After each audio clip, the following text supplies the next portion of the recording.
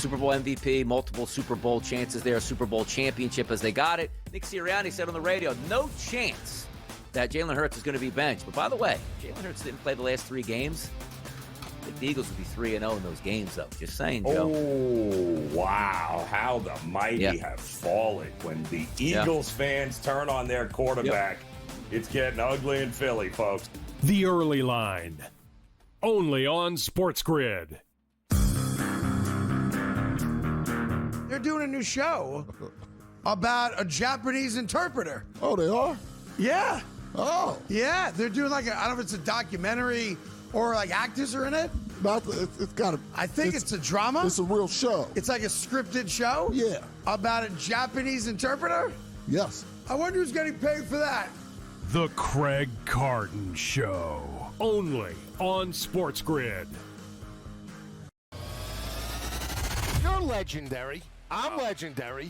And both of these guys love each other. Right? Cam Ward, they do. They work out. They work out. Legendary. Go ahead. Cam Ward. Yep. Shador Sanders. Yep. 250 plus and 2 tutties each. Amazing. That's nuts. Why is it nuts? Come on, that's crazy. Why, though? Pro Football Today, only on SportsGrid. I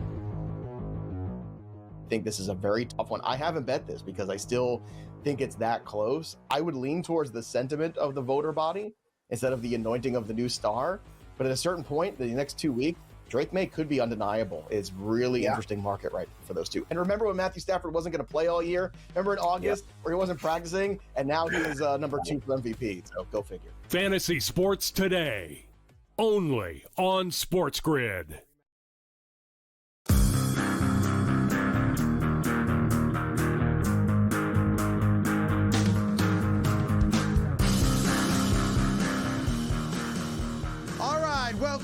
Welcome to another edition of the Craig Carton Show. My main man, Tyrone A. Johnson there. As always, I am absolutely sick to my stomach after last night's football game. I don't think there's an argument to be made that the Tampa Bay Buccaneers had the worst 4-day run of any team in the NFL this year. If you're trying to win, I think your 5th consecutive division title and lock up a playoff berth and another home playoff game, which they've done every year for the last 4 years. Yep. How do you lose back-to-back games in 4 days to the New Orleans Saints and the Atlanta Falcons? Can somebody please walk me through that? It's impossible. A couple bad fumbles late. The Baker Mayfield interception with 8 minutes to go. And then when you've got the game locked up and won, you're up by 14 points in the fourth quarter against an offense, although better with Kirk Cousins, certainly, that has been 0 all year long. How do you blow a 14-point lead in the final 10 minutes of a game that really amounted in a lot of ways to a playoff game because the Carolina Panthers are lurking? And Carolina right now is a half game ahead of you. And if it ended today, which it doesn't, obviously, Tampa Bay is not playing postseason football. And they've given up the division to a dwarf quarterback and the Carolina Panthers. Like, that's going to happen right now? The other thing about this game that made it almost unwatchable, outside of, the poor play, the turnovers and all that stuff, the Atlanta Falcons, and I'm not exaggerating this, and it was impossible to watch. And I don't even want to blame the referees for it because every replay confirmed that the call they made was the right call. Yeah. 19 penalties. That is not an exaggeration. The Atlanta Falcons committed 19 penalties last night and still found a way to win with a Kirk Cousins miracle drive. Now, let's talk about that drive for a second. Because Todd Bowles is a defensive-minded coach. Yes. He was a defensive coordinator prior to becoming head coach in New York. And then, of course, down to Tampa, was their DC before he became their head coach, Tom Brady era, right? It's a 3rd and 28. Final drive of the game for the Atlanta Falcons. 3rd and 28. On 3rd down, they're in some kind of weird zone defense, no pressure at all on Kirk Cousins, and everybody's open. and they gain 14 yards. Right, so they get half. Right? So they get half. So they get half. Game on the line, maybe the season on the line. It's now 4th and 14. And again, no pressure at all on Kirk Cousins. Everybody's wide open, and they convert and get a first down to keep the drive alive, to kick the field goal, obviously, to ultimately win the game. And I'm watching it going, this game's a wrap, guys. It's 3rd and 28. And Kirk Cousins can't move. Can't move at all. So if you blitz, he cannot escape. He has no escapability left. He's on one leg. And I'm saying to myself, okay, so no pressure on Kirk Cousins. I think that's stupid. And it's, again, defense prevents you from winning. But then the flip side of it is, if you're dropping everybody back, which is essentially what they did, or it appeared to me that they did, how is everybody wide open? Everybody. Like, I honestly think in that spot, and again, I'm well known for having a howitzer for an arm. Everybody knows that around there. Like, I honestly... More than Kirk Cousins. More than Kirk Cousins, for sure. I honestly think I could have completed one of those passes on 3rd and 28 and 4th and 14. It was mind-boggling. That was legitimately pitch-and-catch football, wasn't it? It was late, and they allowed the tight end Pitts to have his career best game. He had 3 touchdowns. He had like 900 yards. The last time a tight end had that many yards and 3 touchdowns was 1996. That's a long time. That's 30 years ago. 30 years ago. Shannon Sharp was the last time a tight end had that many yards and 3 touchdowns. And by the way, while the Falcons aren't playing for anything other than to be the spoilers here, and I respect that. They didn't roll over and die. They fought back. And they're certainly a better team than Kirk Cousins playing. And he's their quarterback next year. He should be, at least. But that's another story for another day. Todd Bowles is also known as one of the most mild-mannered, I say easygoing, but mild-mannered head coaches in football history. I want to play something for you, and I acknowledge there's a lot of beeps.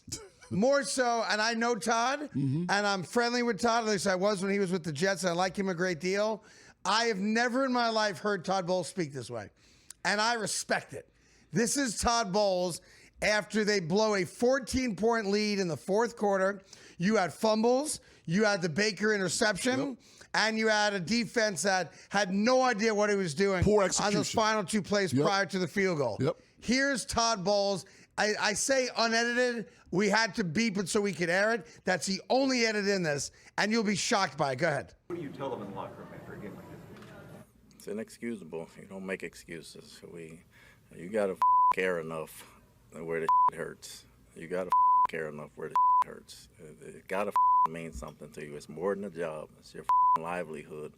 How well do you know your job? How well can you do your job? Well, you can't sugarcoat that. It was in the inexcusable. And there's no answer for it. There's no excuse for it. That's what you tell them in the locker room. I love that. So not 10 beeps in a 10-second press conference there. And he's right. Like, it has to mean something to you. It's your livelihood. You got to play like, no joke, like, someone's going to take your children away from you if you lose this game. Like Ray Rhodes back in the day in Philly when you were covering the Eagles. Right. That's how Ray Rhodes would talk. 1995, the Philadelphia Eagles, Ray Rhodes, they beat the Lions in the first round of the playoffs. They go down to play the Dallas Cowboys. And the night before the game, the guys came out of the hotel ballroom like white as ghosts. And I was friendly with a bunch of the guys. I'm covering the Eagles at the time. And I go, what's wrong? And they go, Ray Rhodes just gave a speech that scared us. I go, what was the speech? And Ray Rhodes said to a group of grown men, he said, while we're in Dallas right now, the Cowboys have their friends in your hometown breaking into your homes to rape your wives and daughters. Are you going to allow them to do that? Yes. I was frothing at the mouth, and the guys want to run through a brick wall. The problem was the game wasn't until the next day, and they got hammered by Rodney Peete and the Dallas Cowboys. The quarterback gets hurt. Randall has to come into the game. Randall had a baby. He didn't take the playbook with him and knew none of the plays, and that was the end of Randall cutting into Philadelphia. That was it. It was apparently one of the great speeches ever given. But that's what Todd Bowles is getting at. It's got to mean something to you. And now they no longer control their own destiny. Now, of course, if Carolina loses this weekend, then it's back to being Tampa has an opportunity to win out and take care of business. But for the moment, Tampa squandered that. And in 4 days, they lost to the Saints and the Falcons back-to-back, and that's not a team that's going to win a Super Bowl. But here's what's interesting. After the game, There are two things that happened. I played one of them for you. I'm not going to play the other one. I'm going to just tell you what happened. That have people all up in arms, all right? Todd Bowles, 10 F-bombs in a 15-second soundbite right there, and people are shocked by it. He's not apologizing for it, nor should he. But a member of the Atlanta Falcons did say something after the game, and he did apologize for it, and I don't think he needed to. Bijan Robinson, all-world running back for the Atlanta Falcons, maybe the best running back in all football when he's healthy and on the field, right? So after the game, he's doing the Amazon post-game thing, right? And they were talking about how there were a bunch of carries he had where it was like a jailbreak. He had like 3-4 defensive players right there, and he's running for his life. And he goes, it reminded him, and I'm paraphrasing here, of when he was a kid, he would play a game, his words, not mine, called Smear the Queer. That's what the game was called. Yes. Now, that game had an evolution. It went from that name in the 1970s. I played it.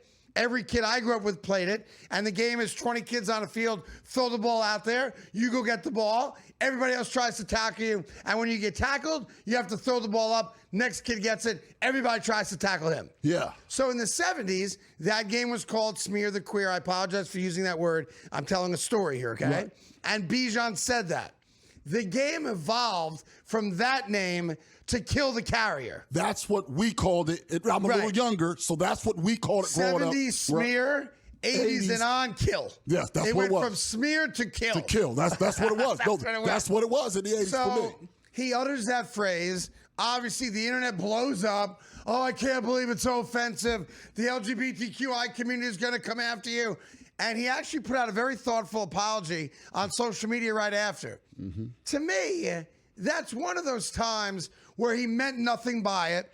It's the name of the game, or at least it was, when we played it. And while I appreciate the immediate apology, and I think it was heartfelt, can the word police please take a day off? Bijan Robinson did nothing wrong. It was the name of the game.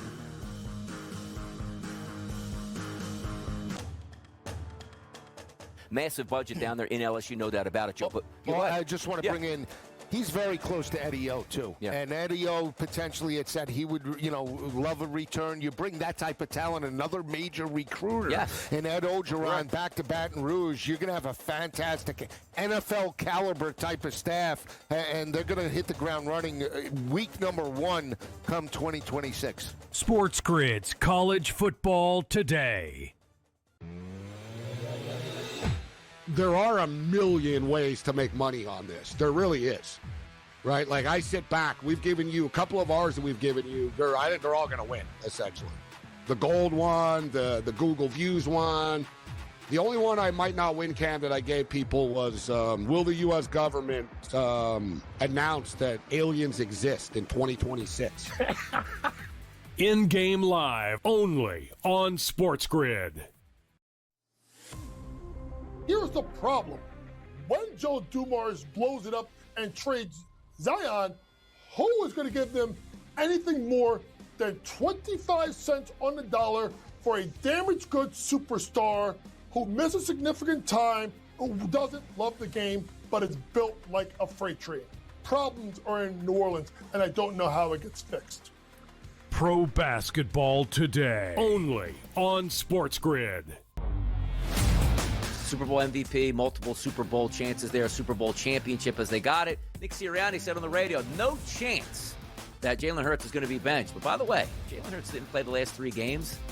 I think the Eagles would be 3-0 in those games, though. Just saying, Joe. Oh, wow. How the mighty have fallen. When the Eagles fans turn on their quarterback, it's getting ugly in Philly, folks. The Early Line, only on SportsGrid.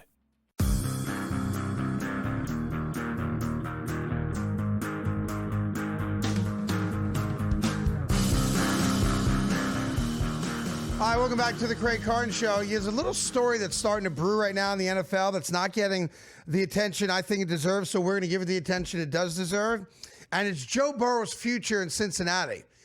Joe Burrow, you may have heard at a press conference earlier this week, talking about how he's not having fun anymore. Quote, if I want to keep doing this, I have to have fun doing this. I've been through a lot. If it's not fun, then what am I doing it for? My first reaction to that, when I heard him say it, you know what, let me just play it for you first so you hear it out of his own words, so I'm not paraphrasing here. Here's Joe Burrow earlier this week. Go ahead. If I want to keep doing this, I have to have fun doing it.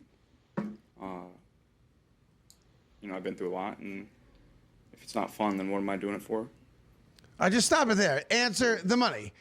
That's what you're doing it for. You got the wealthiest contract in the history of football when you signed it. Yep. Yeah, you have over $200 million guaranteed coming your way to play quarterback in the NFL. If that's not fun, I don't know what is. Now, I'm sure you're frustrated. The Cincinnati Bengals got to a Super Bowl and have done a bad job putting better players around you or to protect you on the offensive line. The defense has stunk throughout your career there. So I understand why it's frustrating, and I understand that losing sucks. But to be fair, you've also been an absentee quarterback for a good portion of your career. How many games has he missed thus far in year 6? I think 21 games. Yeah, you've missed a season and a half of football 21 in 5.5 years. Yeah. So you also have to take some accountability for the fact that not your fault, but you have suffered a lot of injuries that have precluded you from playing football. Right, they're a better team when he plays, and he doesn't play a monster when he plays. But he doesn't play often enough. Right, he's a top 3 quarterback when he plays, but that is the problem. You know the old cliche: what's the greatest ability of all? Availability, right? So this is not a referendum on his ability. He's a badass quarterback. But when I first saw this, because I went through an evolution of this, okay? Okay. My first thought was, screw you, Joe Burrow. Like, what are you complaining about? You're dating a hot, thin model, right? Everyone adores you. You've been to a Super Bowl. You've got $200 million guaranteed coming in. You bought the freaking Batmobile. Life is pretty good, I would think, if you're Joe Burrow. But, I'm not having fun. And, if I'm not having fun, then what am I doing this for?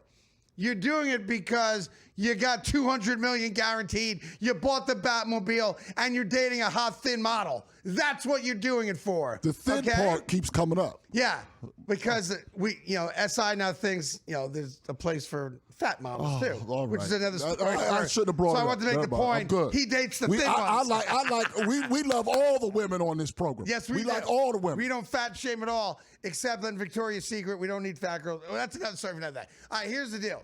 So my first reaction was, screw you. Like, you're living this gilded life that the rest of us would dream to live, and you're not happy? Oh. And I wanted to attack because I'm like, talk about a guy completely out of touch with the common man, or like the hardworking blue-collar Bengal fan that spends all of his paycheck to watch you play football, and it means something to him. And I was just going to attack. But because my brain has evolved at a level that most aren't, most aren't. So a thin model right to that. Gotcha. Yeah, right. Like, my brain is at just a higher level of evolution than most people's brains. Most people just attack Joe Burrow. You're completely out of touch. Screw you. If you don't like it, give the money back. I hear that. I got voices in my head that want to go in that direction as well. But you're not going to. I'm not going to do that. Okay. Because my evolved brain now sees this as an opportunity. Oh. What Joe Burrow is saying without saying it, because remember, he wanted to go to Cincinnati, Ohio kid, all that stuff, right? And he's been great with that. What Joe Burrow really meant when you heard those quotes earlier this week was, I'm done being a Bengal. Ooh. That it's not fun being the quarterback of the Cincinnati Bengals, the cheap franchise, the franchise that's done nothing to improve our defense, the franchise that has not spent the money needed to be spent on protecting me, right? We signed me. I'm happy with my money. You got my wide receiver signed. That's all great. But there's no other talent around me. Our best defensive player has to fight with him every year to get paid what he's worth. And I know he's hurt right now, but that's a reality. Right. The facilities stink. Worse the than owner the league. is cheap. Worse all that than stuff, the league. right? Yep, ranked last. So what Joe Burrow is saying, but he doesn't want to say the words because then you become public enemy number one amongst Bengal fans. And you got to be respectful of the fans in this world, right? You do. So what he's saying is, with my evolved brain, I no longer want to be the quarterback for the Cincinnati Bengals. I want to play somewhere else. I want to go play for a team that will build around me. I want to go play for a team where my offensive line doesn't get me killed. I want to go play for a better coach than Zach Taylor. I want. And I want to tell you, Joe Burrow, who's a personal friend of mine, I'm here for you, brother. I'm here for you. Okay. Because I'll be your Huckleberry. I'll call Cincinnati up. I'll make an offer to get you. Remember a few weeks ago when everyone mocked me for the New York Jets should give 4 first-round picks to Kansas City for Patrick Mahomes, and I was laughed out of the building? Yeah, I remember that. I would do it for Joe Burrow, too. And I can tell you this, because I'm reading reports from NFL insiders. When Joe Burrow said what we just played for you, NFL teams noticed it. And NFL teams are now reacting the way I'm reacting. A lot of us want to poke fun at Joe Burrow and attack Joe Burrow for being out of touch and all that stuff. I'm not happy, but it's an opportunity. Joe Burrow's in play this offseason. Well, I want to add to this. And I want to be clear. I want him. Yes, I want to add to this. So I checked to see if it was feasible because you were cooking. I don't want to check. Yeah, do it. The Jets have minimum $94 million in cap space. They can create up to $116 million in cap space. That means they can take his contract as is. Absorb it with no problem and still build a roster around him. That's right. 2 teams in that position are the Jets and the Carolina Panthers also could do it. Yep. And by the way, they both need Joe Burrow. Right. Even though the Carolina Panthers are 7-6 and a half game up, they got a dwarf playing quarterback. And I know people are like, oh, you were so wrong about Bryce Young. I wasn't. Bryce Young got lucky a couple times. He's an average quarterback. Number 15, I said he was going to be. I was there right. There you go. But look, I think there's now blood in the water. You could be right. I think Joe Burrow, behind the scenes, is telling people, don't make this public because I don't want to lose the fan base, but I'm done. I'm done in Cincinnati. And I don't think he pulls an Andrew Luck and just retires. No. But I do think Joe Burrow goes to Cincinnati and says, let me see the best you can do. Can you go if you can get 3 first-round draft picks for me, I'm willing to move. Which means the New York Jets are now on the clock for Joe Burrow. Screw the Panthers. It's a Jets world.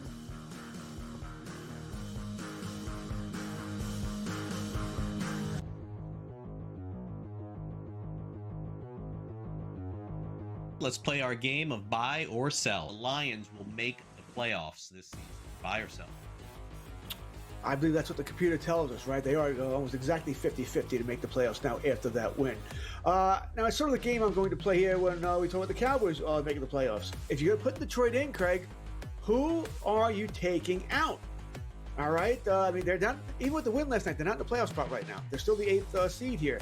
You taking out San Fran? I mean, their schedule's cake. They should get in. Green Bay beat you twice. I mean, so you would probably need, for them to make the playoffs, Seattle's the other team, by the way, I think Seattle gets in.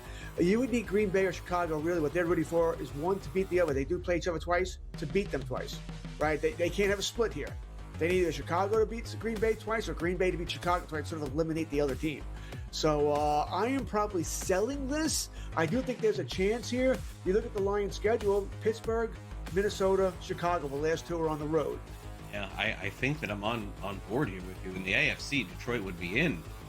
But in the NFC, you have to make a prediction to knock a team out. Now, like as an example, in the NFC East, could you see a scenario, George, where Philadelphia just completely falls apart like they did 2 years ago? Sure, but then they still would win the division. Like you really can't find a path for the Lions unless, for me, I guess the team that I would question the most to make it and knock them out would be the Bears. Like that would be it. It would be just the Bears playing the softer schedule.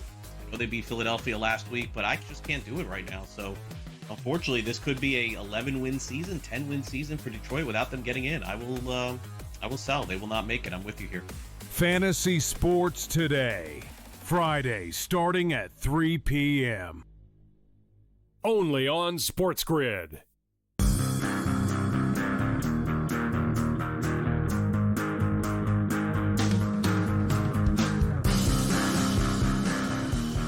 welcome back to the Craig Carton Show. Huge NFL game this weekend. New England and Buffalo. New England's already beaten them once. They have a chance to get the season sweep. And for some reason, the Buffalo Bills are favored in this game. Yep. Which, no respect at all for the New England Patriots. But here's what's interesting. Because Atlanta won last night and beat the Tampa Bay Buccaneers, the New England Patriots right now have one win all year against a team with a winning record. One. That team, of course, is the Buffalo Bills. All right. So when people start talking about, why is New England being disrespected? That's why. Yeah. Because the Buffalo Bills, according to most people on the eye test, are a better football team. Now, Drake May's playing well. Obviously, the New England's playing great, but not their fault, not their responsibility. They have a single win against a winning football team. So when you look at the game and you say to yourself, well, hey, wait a second. New England already beat Buffalo once. That's a factual statement, right? Yep. New England's got the best record in all of football right now. That's a factual statement. It is. New England's playing this game at home. That's a factual statement. There is no reason at all for New England to be an underdog for any other game this season. Best record, all that stuff, playing at home, right? And yet the 9-4 Bills are favored by 1.5 on the road against the Patriots at 11-2. When I used to gamble, and I no longer gamble, it's been 7.5 years since I made a wager because I cannot do it responsibly. I'm a compulsive gambler. And while I acknowledge what point spreads are, I don't promote you gambling. I always try to caution you to be careful when you gamble. This is one of those games where the majority of America is looking at saying all the things I just said. Best record in football, at home, already beat Buffalo. New England's an easy 2.5-point favorite in this game, if not more, right? Should be. Bills, the struggle to come back and beat the Bengals. The Bills have kind of been an up-and-down team offensively this year, but obviously still very good, and they got the quarterback, blah, blah, blah, blah, blah. And I know it's going to happen. And I'm not sure if this is one of your picks later today or not, so don't tell me if it is. Mm-hmm. But the only pick here in this game, the only team that's going to win this game happened to be the Buffalo Bills. And you're going to see what the Patriots, I think, really are. This is, I think, a litmus test for the New England Patriots in this game. If they beat the Bills and they sweep the season series and it locks up the AFC East, that's a wrap. Yep. If they win this game. So you get at least one home playoff game, and depending on what Denver does, you might get a bye and only 2 games to get to the Super Bowl. That's on the table right now. Then I will come in here on a Monday and tell you the New England Patriots are the new favorites to go to the Super Bowl. I'll have to say that, and they will have earned that. But I'm telling you to be careful. I'm telling you right now, there's a reason why the Bills are favored in this game on the road against a team they've already lost to. And that's because nobody yet, this game will change things for sure if New England wins it. But everybody looks at New England the way I look at New England, which is they haven't beaten anybody other than Buffalo yet. Yeah, no, that's a good point. And you look at a team like the Eagles, which is very flawed, but they beat the Lions, which is a winning team, the Packers, which was a winning team, and the Rams. So you look at these teams' resumes, and who you beat has to come into play at some point. And I would say New England's played better than the Eagles. They have. The Eagles have had a much tougher schedule, and the Eagles are a side story. They're a broken team. They got problems all across the board. But when you look at who you beat, they have teams on the resume. They have more impressive wins. Right. Yeah, 100% they do. To give example, also the Packers, who are playing Denver and also favored on the road, but that. Yeah, we'll get to that game as well. Yeah, that's something to watch. So yeah, the resume has to matter, and I think that's built into the line. Yeah, so I'm just telling you, be careful around that game. That's one of those games. Look, if you're a Patriots fan, I know you're taking New England. If you're a Bills fan, I know you're taking Buffalo. I'm talking about everybody else, and I know I'm going to seem really naive saying this and out of touch. Can you just watch the game and enjoy it for what should be a great game? Yeah. Oh, come on, Carton. You know you got to put. No, you don't have to put money on it. You don't have to. Like, this should be one of the great games this week. And one of the great things the NFL did, and they started it maybe 3, 4, 5 years ago, was a lot of division games late. Yep. Because we're not just playing out the string now. These games matter. Like, if Buffalo wins this game and New England drops to 11-3 and Buffalo gets to 10-4, all of a sudden the division isn't a lock for New England. Now, we'll look at their schedules at some point as well. but New England wins the division with this game, it's over. It's over. If they lose the game, then Buffalo can find a road path to actually stealing the division and winning it for what, the 8th consecutive year or something like that? This is the biggest game on the card. Absolutely. And I'm going to be laying up on the couch is what I'm going to be doing. I got my wife at home. She knows the deal. More nachos. Where are the wings at? Where's you Daddy's cook the wings. Grand She's Marnier? just bringing the wings. You cook the wings. I cook them. She brings them. She brings them. Yeah, she knows what's up. She knows on Sundays, I'm the king of the castle. It's actually a 1 o'clock game, too, which is cool. 1 o'clock game. Kind of wish it was at 4:25, to be honest. That 1 o'clock window is kind of for the birds these days. You gotta have both. You gotta have Big both. game. We'll get to the Green Bay-Denver game as well. Lots cooking.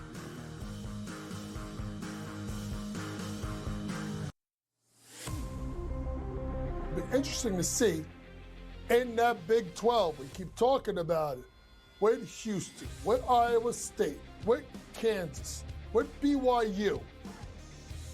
They're going to be battle tested, but so is the rest of that league. And man, that is going to be fun to watch. College basketball today, only on SportsGrid. There are a million ways to make money on this. There really is. Right? Like, I sit back. We've given you a couple of ours that we've given you. I think they're all going to win, essentially. The gold one, the Google Views one. The only one I might not win, Cam, that I gave people was, will the U.S. government announce that aliens exist in 2026?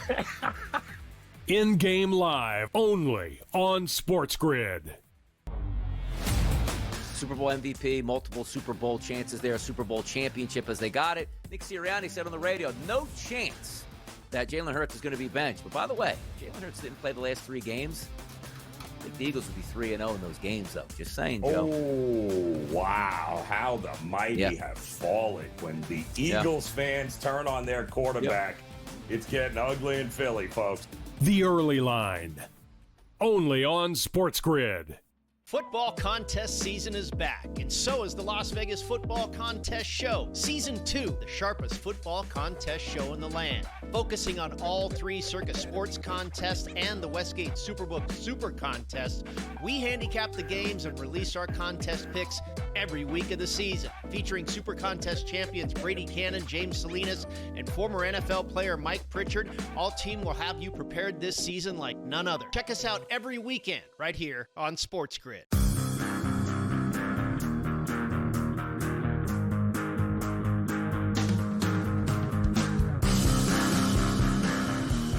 All right, welcome back to the Craig Carton Show. Tyron Johnson here as well. I don't know about you guys, but I can't get enough of the Sharon Moore story because every day, every hour yesterday, it seemed like there was more stuff that was hitting the fan. He's going to be arraigned today, so there's a good chance that he's actually out of prison today. He was on a hold because he might have been suicidal, so he was in a protective custody in a local jail in Michigan.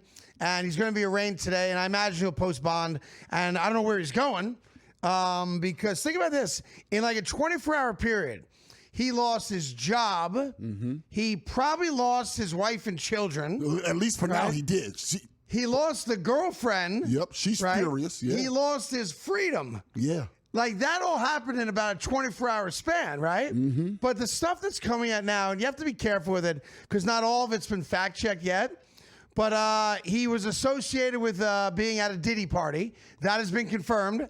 Doesn't mean he did anything there, but obviously just means he was there. You do not want to be associated by attending a Diddy party in Louisville around the Kentucky Derby it was, okay? He apparently had a thing for OnlyFans models. It appears. All right? Like, but okay. Like, that's not cheating. Necessarily. No, not on its own. Not on its own. Yeah, like a lot of innocent, honest married men like watching porn. You know, or go to RedTube or what's your favorite you're saying? Well, yeah. YouPorn, thank you. Yeah, that's his favorite. Whatever it is. He needs an ad-free set. Right. And a lot of guys also happen to cheat. You know, guys in power, right? So, like, the problem though is that what happened once it got exposed. And obviously, once it gets exposed, allegedly he drives to the girlfriend's house. He threatens to kill himself. He threatens her. She then files a police report that he's been stalking her for months. Yeah. So maybe the relationship was over and he was upset about it. But now you've got him sliding into like girls' DMs, like some fitness influencer with a big ass was like, he fit into my DMs and wanted to get to know me, all that nonsense, right? Then there's a report. Now, everything I've said this far was confirmed. That's legit. All that's legit, all right? This story I've not seen like double confirmed yet, but there's there's a report out there that he was DMing an OnlyFans model. Okay, at halftime of the Michigan-Ohio State game. No way. Wait, no, listen. Yeah. You can't even put the phone down for 3 hours? Like, I guess he gave his speech to the team, if it's accurate, and then went and checked out his phone and was DMing it, again, allegedly. At halftime of the only game this year that mattered for Michigan. The Michigan-Ohio State game. I can't believe that. I can't believe that part of it. Okay. They're down 17-9 at the halftime, and then they got destroyed in the second half. They didn't score the second half. That game was close in the first quarter. They had a lead early on. They're down by 8 at halftime. And 27-0. And they lose by 18 points. And Ohio State gets their first win against Michigan in like 2,300 days. Whatever it was, right? Yeah, it was a lot. But I want to believe that that's what he was doing, because everything else he's been accused of has been proven to be factual, right? Yeah. The other part about it, like, can you imagine? You know you're probably not making the tournament, right? Yeah. But the Ohio State game becomes your Super Bowl. And had they won that game, they would have been in the top 12. And if they win that game, they're in the top 12. They're 10-2 when they get in. Yeah, and you're down 8 at halftime. It's a close game. Yeah. Like, Ohio State didn't run away with it in the first half. It was close. And you're trying to meet hookers online at halftime of the only game that matters? This tells me that this guy may have a real problem. You think? A real like problem. Like a sexual addiction? Yeah, addiction or some sort of mental health issue, which would put this in a different realm. And there are rumors of that being the case. Yeah, well, the other thing that's coming out now, and the update this morning, is that people around the program, specifically boosters, meaning guys that financially support the program, knew about this not just this year. Right. But knew about this for the last 2 years. 2 years. That he did not hide the fact that he was having an affair. He was not all that great about hiding his, what appears to be some type of sexual addiction of some kind or online addiction. And it was just like the worst kept secret on the Michigan campus and amongst the Michigan boosters. And here's the crazy reality about this. And I don't think anyone could tell me I'm wrong. It's an opinion. But I don't think you could tell me it's a crazy opinion. If Michigan had beaten Ohio State and become eligible to get in, to the Final 12 in the tournament, I don't think this story's out there. I agree. I don't think he gets arrested. I don't think anyone talks about it. And I know people had been whispering about it, but it seems to me like it didn't get out until he did the unforgivable, which was not cheating on his wife or allegedly sliding into DMs at halftime of the biggest game of the year. It's the fact that he lost the game, because that's when people started whispering louder. Yep. That's when people were willing to go to people like me or Tyrone or pick your favorite sports talk shows and say, hey, guess what I know? Hey, guess what I'm hearing? It seems like everybody knew about it, but as long as he beat Ohio State, which he did last year, right? Yep. Then everyone's just going to kind of let it go. And all of a sudden, when you're not playing for a national championship, when you lose to Ohio State, and they owe you $30 million, and they're trying to find a way to divorce themselves from your contract so they can go out and get whomever your favorite replacement coach is, that's when everybody turned on him. Absolutely. And I will go to my grave believing that if Michigan beat Ohio State a couple weeks ago, none of us know about this story. Not only that, first of all, you're correct. But the same booster that said that they've known about it for 2 years, this is a high-ranking booster that allegedly has given 7 figures of money to the Michigan program. Right. He says after that, all of a sudden, they were, quote, swarming with lawyers in Schembechler Hall after the loss to Trying Ohio to figure State. out, can we fire him for cause? And what does that look like? And are we in danger of a countersuit? All that kind of All stuff. that kind of stuff. All of a sudden, but none of that happened. They knew about it for 2 years, but it wasn't until the start of December, which conveniently is the Monday after the Ohio State loss, that the lawyers showed up. Like when he gets out of prison today, and he's going to be arraigned today, I see no, unless they still think he's a danger to harm himself or others. Yeah. And by the way, if you go to someone's house with a knife and you brandish the knife, you're now a danger to others. Yeah. Not to mention yourself. Yeah. So let's assume that he'll find some level of maturity in his brain, and he'll now tell the therapists, the doctors, and the lawyers, and the government, I had a bad moment. I'm good. Obviously, there's going to be a restraining order. He can't go anywhere near the girlfriend's house. And maybe not the wife, depending on how she reacts as well. We don't know how the wife's going to react. But when he gets out, let's say he gets out today, do you think there's any shot he goes home? Hell no. I would think probably not. Although, okay, because they have kids. Yeah. If she was to show up without the kids at the arraignment, that would probably help his cause. It helps him get out. Helps him out because they know where he'll be. He may have to wear an ankle monitor. Who knows, depending on what goes on. It would help him if she did. Yeah. But has it been enough time? Because she was apparently quite furious. He's also, for the moment, a wealthy man. He's going to lose half his wealth in a divorce. I know nothing about the woman, his wife, and I have known nothing about that. Some women stay, some don't. That's a personal thing. Yeah. But he gets out. He's got money for now. He does. He's going to lose half his money. He lost the girlfriend. He's unhireable. Like, you can't hire the guy for a long, long time. He's going to hire a lawyer to try to get that money. You go to a hotel? Yeah. You call up your best friend and say, can I crash on the couch? I think you go to the nicest Or you hotel. beg your wife to please let me back in the house so the kids can see me. That's a tough spot. Now, where the story goes from now, just real quick, because I know we got a break coming up, is who's most likely to replace him. So I'm going to throw out a name, and I'm ambivalent. I haven't decided if I think this is a good idea or a bad idea, but I did see a name get mentioned. I don't think this is ever going to happen, but it's interesting to me. Would you hire Deion from Colorado to go to Michigan? And I say that saying, unfortunately, Deion has not been successful at the level you guys all wanted at Colorado. Year one was great. It's gone down from there this past year. He even admits was an embarrassment. Yeah, year 3 was very bad. I don't know where Colorado, what they feel about him. They gave him the big raise. He makes $10 million a year. Would you try to hire Deion from Colorado, even though it has not been successful at Colorado, but knowing the financial capabilities of Michigan in NIL money? Would you go down that road? Just think about it. It'll be a name that's going to be discussed.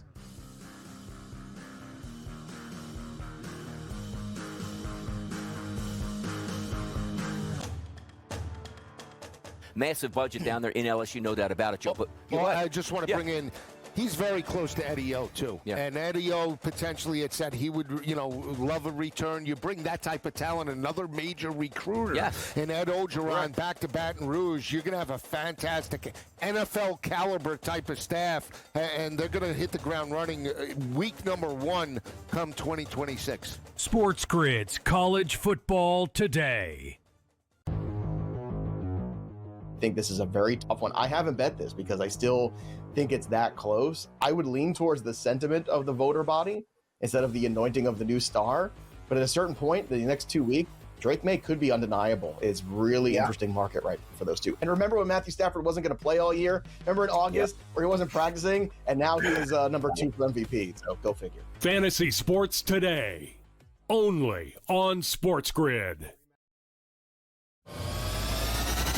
You're legendary. I'm legendary. And both of these guys love each other. Right? Cam Ward, they do. They work out.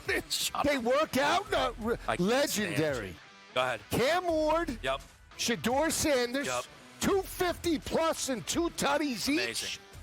That's nuts. What? Why is it nuts? Come on, that's crazy. Why, though? Pro Football Today, only on SportsGrid. We just can't quit Josh Allen. He's at a 16% chance. And then the Baltimore Ravens. Ooh, don't count Lamar out. The Indianapolis Colts and Daniel Jones and Shane Steichen. And then there's those Kansas City Chiefs. But I got to tell you, Joe, you see how we're going lower and lower on this list right here? I'm telling you, a nice little wild card down there. You plunk $100 back and get paid $1,429 back on Houston Texans. The Early Line, only on SportsGrid.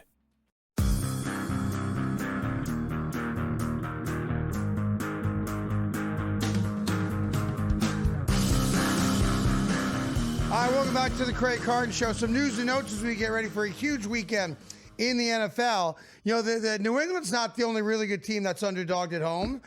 Green Bay is playing Denver. Green Bay, by the way, if they win this game, they're a problem for everybody. And obviously, you get the big win last week against Chicago. The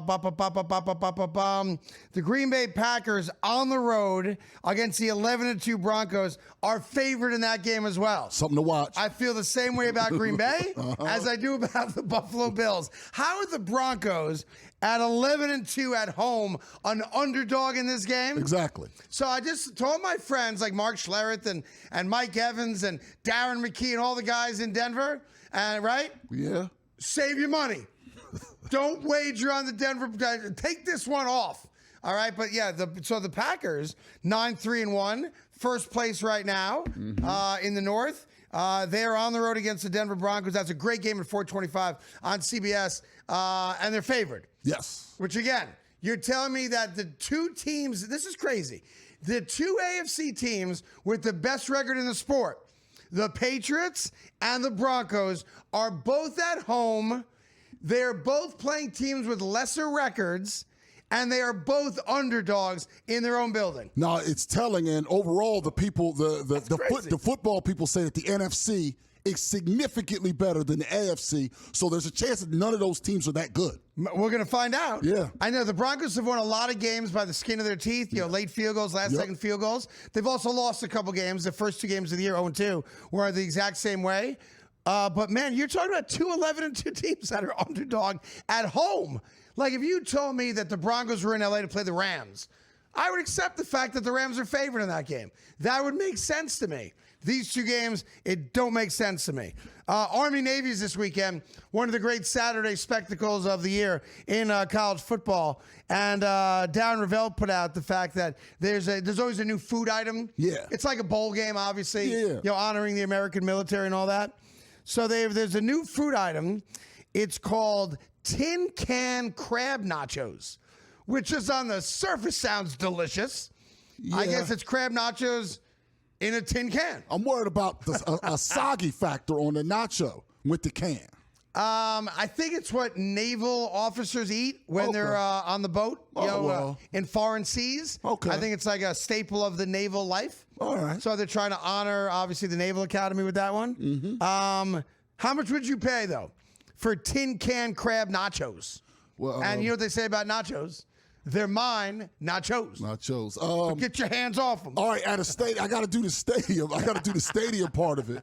$20. Higher, Bob. Higher? Yeah. $30? Yeah, 30 bones. Yeah, I'm not doing that. 30 bones. But I appreciate your service for $30 for some nachos.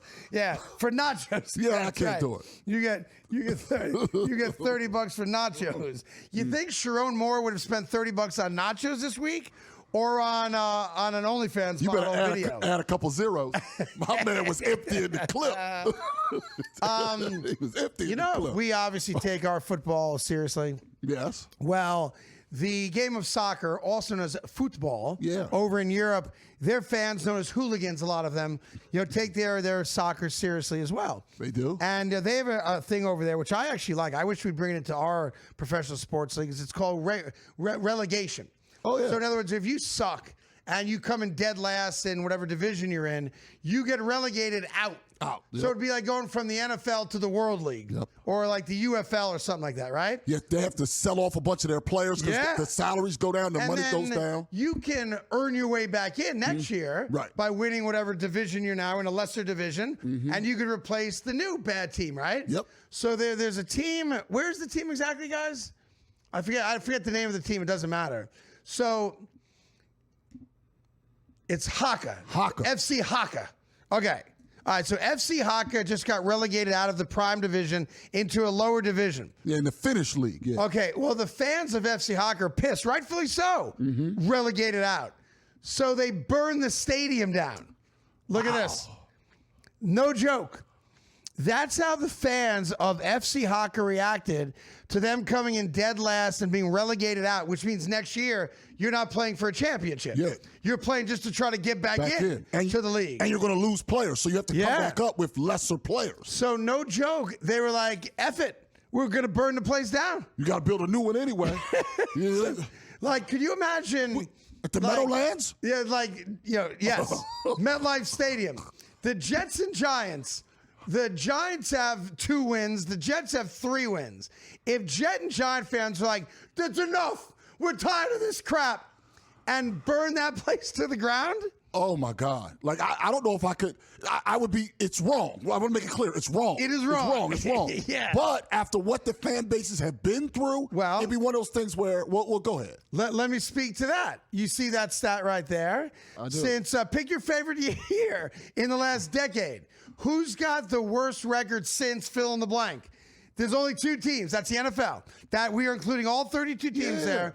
Who has the worst record since 2021? It's either the Giants, Jets or the Giants.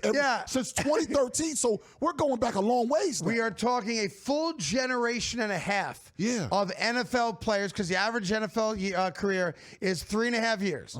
So we are talking a generation and a half, maybe even a little more. A little more, all right, of NFL football, and going back 12 seasons now. You can pick your poison. Who has the worst record since 13 or 14 or 15 or 16 or 17 or 18 or 19 or 20 or 21? It's either the Jets or the Giants. It's not the Panthers.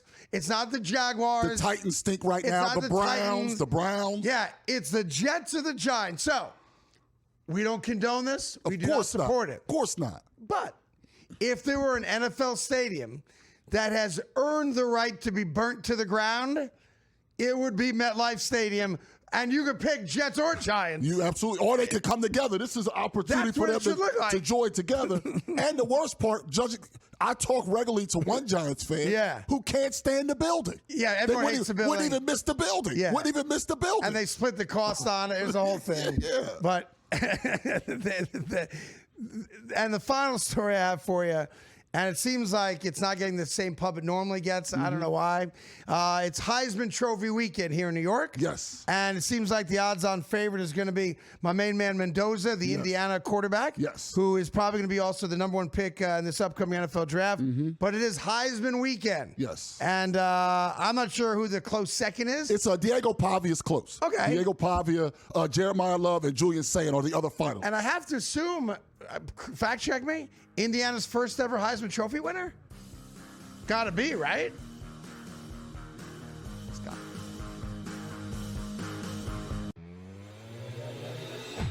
There are a million ways to make money on this. There really is. Right? Like, I sit back. We've given you a couple of ours that we've given you. I think they're all going to win, essentially. The gold one, the Google Views one. The only one I might not win, Cam, that I gave people was, will the U.S. government announce that aliens exist in 2026? In-game live, only on SportsGrid. Here's the problem. When Joe Dumars blows it up and trades Zion, who is going to give them anything more than 25 cents on the dollar for a damaged goods superstar who misses significant time, who doesn't love the game, but is built like a freight train? Problems are in New Orleans, and I don't know how it gets fixed. Pro basketball today, only on SportsGrid. They're doing a new show about a Japanese interpreter. Oh, they are? Yeah. Oh. Yeah, they're doing I don't know if it's a documentary or actors are in it. It's got to. I think it's a drama. It's a real show. It's like a scripted show? Yeah. About a Japanese interpreter? Yes. I wonder who's getting paid for that. The Craig Carton Show, only on SportsGrid. Chris Beard said, I can just play different players. And kudos to Chris Beard. NIL does not matter. Recruiting rankings don't matter. Who your AAU coaches doesn't matter. At the end of the day as a coach, your loyalty is to your school. Your loyalty is to all the kids in the program. College basketball today. Only on SportsGrid.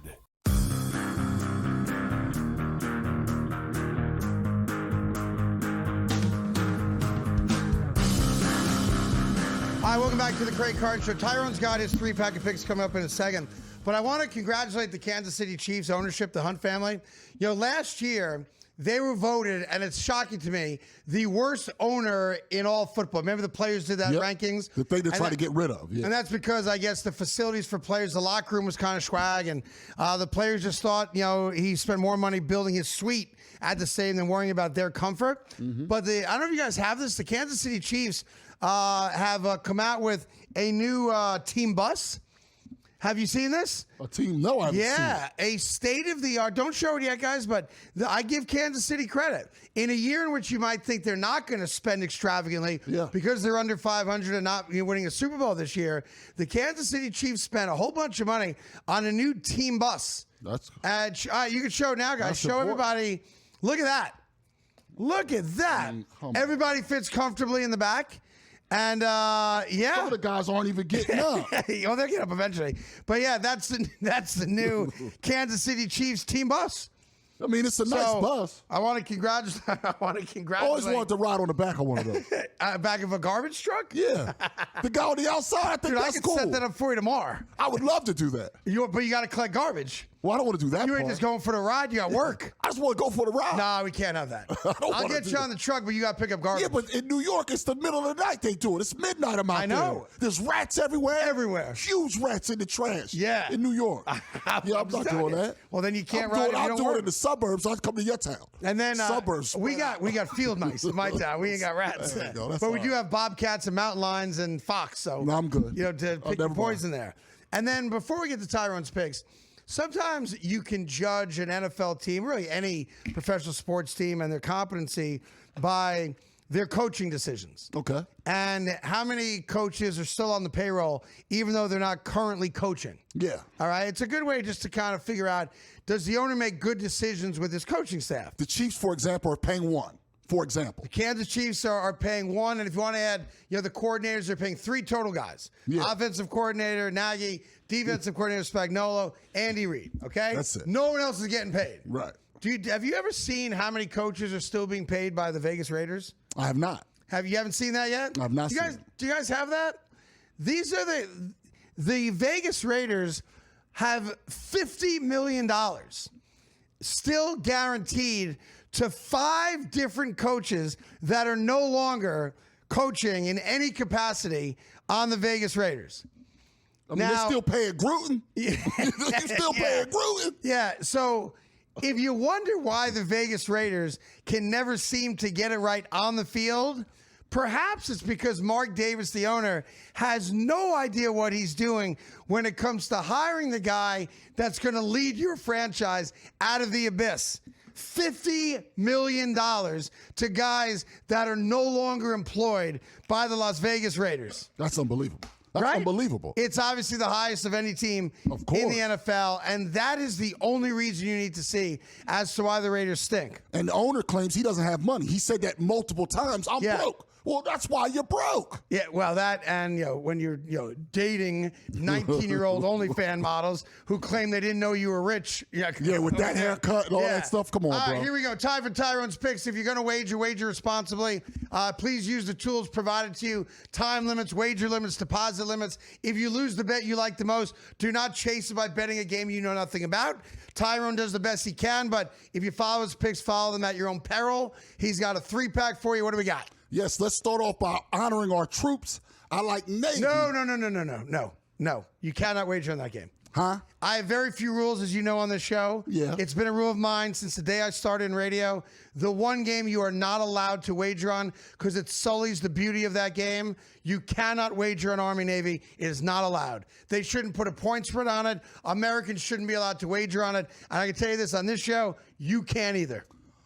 All right, that's. I thought you might. Can't do it. All right, Got too much respect. Cross that one out. Too much respect for Army Navy. I'm not letting you bet on it. Let's cross that one out. Okay, cross it out. And then I'll go to one you talked about earlier. I like the Bills -1.5 at the Patriots. Okay, there you go. That one's okay. That's okay, and I'm with you on that. All right. Then I think the Chiefs are going to win the game, but I like the Chargers plus the 5.5 at Kansas City. Yeah. Again, I like the Chiefs to win. I don't think they're going to cover. Yeah, it's a weird spread. Obviously, the Chiefs are done, but theoretically hold on to mathematical hope for the postseason if they win that game.